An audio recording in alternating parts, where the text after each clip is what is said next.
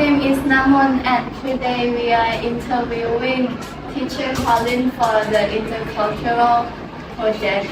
And can you give an introduction?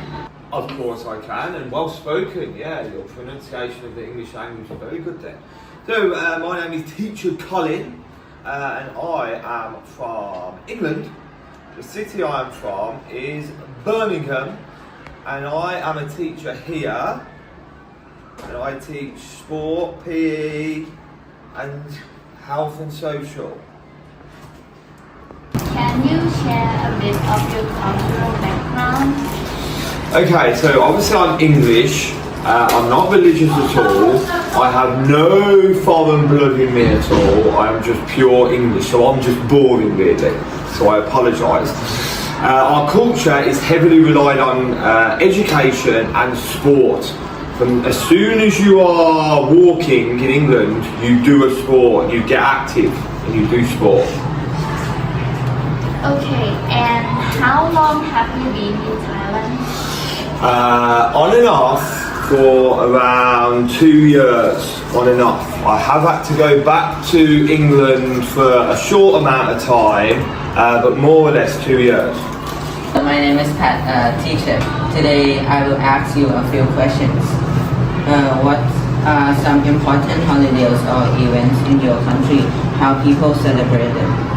Okay, so I'm not religious and I'm not a big celebrator, but obviously we have Christmas holidays that happen in December. We also have other holidays such as, for example, the King and Queen's Jubilee, or maybe the King or Queen's birthday. What language do you speak besides English? What language would you like to learn? Well, I'm trying my hardest to learn Thai. I'm trying my hardest. But because I am an old man and I'm set in my ways, I find it very hard to pick up new languages. But I am trying my hardest.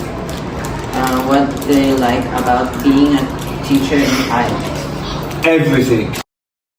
Because the staff are very nice, very supportive, very friendly, very helpful. But the main reason is the pupils, because the pupils have ultimate respect. We don't get that in England. There are no behaviour issues here compared to what I have done before. Also, the pupils here seem to have very good senses of humour. You can have a nice joke, a friendly bit of banter. You understand when people are joking and not being serious. And I think that's for building good foundations of a relationship. That's very important. It's Kaohom. Have you ever experienced any culture shock? If so, can you give an example? Coming here, only good culture shocks. So culture shocks in a good way. So for example, when you get on the BTS here, everyone is quiet and silent. And if you need to communicate, you have to whisper. From where I'm from, people get on the train or the BTS and they will just scream and shout at each other. So the only culture shocks I've had in Thailand have been good ones. Are there any social norms in your country that are different from ours? Social norms that are different. I would say the way you greet people. So if I was to greet my friends or family, I would give them a massive hug, squeeze them, give them a bit of a wrestle, okay? Same with my friends, same really sometimes with work colleagues, where here in Thailand it's kind of a bit more standoffish and there's no real contact between people. The way people go about their lives in society is very different as well. So in Thailand, there's no young groups of men hanging around the streets, there's no gangs, there's no people your age hanging around by shops or in the parks, because you're all at home studying hard.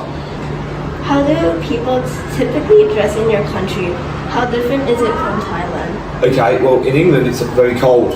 It's cold all the time. It's either cold or rains.